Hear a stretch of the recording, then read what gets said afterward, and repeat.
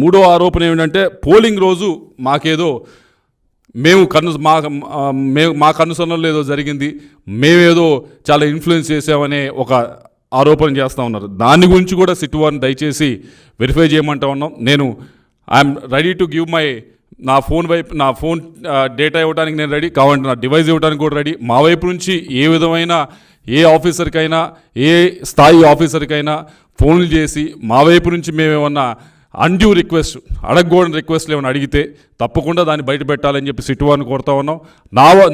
నా వరకే కాదు, నా చుట్టుపక్కల ఆ రోజు ట్రావెల్ చేసిన వారి అందరికీ కూడా మీరు దయచేసి కాల్ డేటా రికార్డ్ చేయండి, తీసుకొని వాటిని వెరిఫై చేసి ఇవన్నీ కూడా బయట పెట్టాలని చెప్పి కోరుతా ఉన్నా. ఎందుకు ఇంత ముందుకు వచ్చి ఈ మూడు కూడా అడుగుతూ ఉన్నామంటే, దీన్ని ఏదో అనవసరంగా ఎలక్షన్ సమయంలో అనవసరంగా మన చేతిలో లేని విధంగా జరిగిన దానికి ఇదేదో పూర్తిగా మేమే చేసాం, ఎంపీగా ఉండి నేనే చేశానని చెప్పి నా పైన ఆరోపణలు చేయటం కానీ, దానికి ఒక కులం రంగు పూయటం కానీ, ఈ విధంగా గడిచిన 4-5 రోజుల నుంచి కూడా ప్రతిపక్షం అధికార పక్షం ఏదైతే ఉందో వైఎస్ఆర్ కాంగ్రెస్ పార్టీ అది చేస్తూ ఉంది. ఇది ముమ్మాటికి తప్పి. నేను గడిచిన 5 సంవత్సరాల నుంచి కూడా నరసరావుపేట ప్రజలు, పల్నాడు ప్రజలు నన్ను చూశారు, ఏ విధంగా బిహేవ్ చేశాను, ఏ విధంగా ముందుకు వెళ్ళానని చూశాను.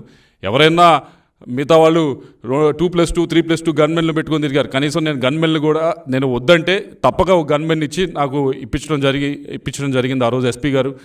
నేను ప్రశాంతంగా చాలా ఫ్రీగా జనంతో కలిసి తిరగటం జరిగింది. అలా తిరిగే మనిషికి మీరు అనవసరంగా ఇటువంటి ఆపాదించడం అనేది కరెక్ట్ అయిన విషయం కాదు. ఏదో ఒక కులానికో లేకపోతే ఒక మతానికో ఒక వర్గానికో నన్ను పరిమితం చేయడానికి, ఆ విధంగా ప్రజల్లోకి తీసుకువెళ్ళడానికి, పల్నాడు ప్రజల్లోకి తీసుకువెళ్ళడానికి ప్రయత్నిస్తూ ఉన్నది. ఇది ముమ్మాటికి అవాస్తవం.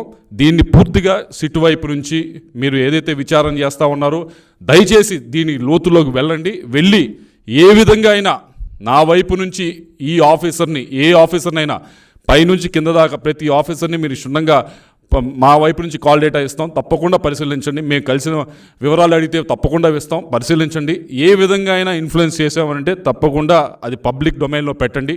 ఒకవేళ నా వైపు నుంచి ఎవరైనా ఇన్వెస్టిగేట్ చేసి ఏ విధమైన అల్లర్లు సృష్టించడానికైనా పల్నాడులో ప్రయత్నించుంటే తప్పకుండా నేను ఏమి దానిలో మొహమాటు పడట్లేదు, తప్పకుండా నా పేరు కూడా మీరు ఛార్జ్ షీట్లో చేర్చుకోవచ్చు. ఇదిగో నువ్వు ఈ విధమైన ఈ గ్రామంలో ఈ విధంగా నీ వల్ల జరిగింది అంటే తప్పకుండా పెట్టండి. ఆన్ ద కాంట్రరీ ఆపోజిట్గా మీ అందరూ చూశారు, దొండపాడు అనే గ్రామంలో ఇన్స్టెడ్ ఆఫ్ అవతల వైపు కాకుండా నాపైనే ఆ రోజు అటాక్ జరగడం జరిగింది. నా వెహికల్స్ పైన ఆ రోజు అటాక్ జరగడం జరిగింది. నా కాన్వాయ్ వెహికల్స్ ఏదైతే 3 వెహికల్స్ ఉన్నాయో అన్నీ కూడా పాల్గొనడం జరిగింది. ఆ రోజు అక్కడ ఉన్న పోలీస్ ఆఫీసర్లు కూడా వాళ్ళేమి చేస్తూ ఉడిగినట్టు చూస్తూ ఉన్నారు. ఇన్స్టెడ్ నా వైపు నుంచి పోకుండా వాళ్ళు న్యూట్రల్గా పక్కనే నుంచో ఉన్నారు. కాబట్టి మీరందరూ కూడా దయచేసి ఇటువంటి దుష్ప్రచారాన్ని మానుకోవాలి అని చెప్పి కోరుతూ మరొకసారి సిట్ వారిని దీన్ని క్షుణ్ణంగా పరిశీలించండి, లోతులోకి వెళ్ళి పరిశీలించండి. నేను ఏదైతే చెప్తా ఉన్నానో, ఒకటి ఏదో ఆ రోజున్న ఎస్పీ గారికి మా ఫ్యామిలీకి ఉన్న ఏదో సంబంధాలు ఉన్నాయని ఏదో అపోహలు కలిగించు కథలు రాస్తూ ఈ 5 రోజుల నుంచి కూడా మీరు సృష్టిస్తున్న కథలకి దయచేసి ఏదో తప్పకుండా వాటి లోతులోకి వెళ్ళి పరిశీలించి ఈ కథకి తెరదించాలని చెప్పి కోరుతా ఉన్నా. రెండోది, మేమేదో కొన్ని బూతుల్లో మాకు అడ్వర్స్గా ఉండే బూతుల్లో మాకు అన్డ్యూ అడ్వాంటేజ్ వచ్చిందని మీరు ఏదో ఫీల్ అవుతూ ఉన్నారు కదా. మేము ఇచ్చిన 150 బూతులకి లిస్టు కూడా ఇవ్వడం జరిగింది. వాటిని సిట్ వారు దర్యాప్తు చేసి మాకేమైనా అన్డ్యూ అడ్వాంటేజ్ మేము చెప్పిన సెన్సిటివ్ బూత్స్లో ఎక్కువ సెక్యూరిటీ పెట్టి మాకేమైనా అడ్వాంటేజ్ ఇచ్చారో లేదో ఒకసారి అది కూడా పబ్లిక్ డొమైన్లో పెట్టాలని కోరుతా ఉన్నా.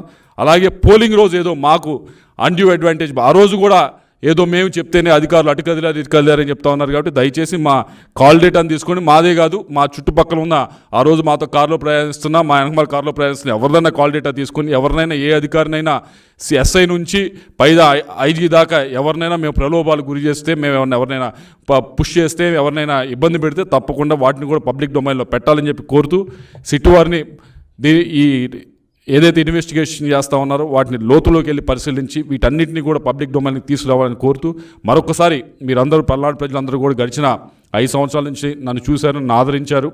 ఇవన్నీ కూడా మీరు దయచేసి ఏదో అపోహలకు తావివ్వకుండా ఏదైతే సిట్ వారు ఇన్వెస్టిగేషన్ చేస్తూ ఉన్నారో వాటిని ఒకసారి క్షుణ్ణంగా మీరు కూడా పరిశీలించి దాని తర్వాత ఏదైతే సాక్షి వైపు నుంచి కానీ వైఎస్ఆర్ కాంగ్రెస్ పార్టీ వైపు నుంచి కానీ చేస్తున్న దుష్ప్రచారాన్ని మీరందరూ కూడా నాకు తెలిసి నమ్మరని చెప్పి అయినా కూడా ఒకసారి మీరు దీన్ని పరిశీలించాలని చెప్పి పల్నాడు ప్రజలందరినీ కూడా కోరుతా ఉన్నాను.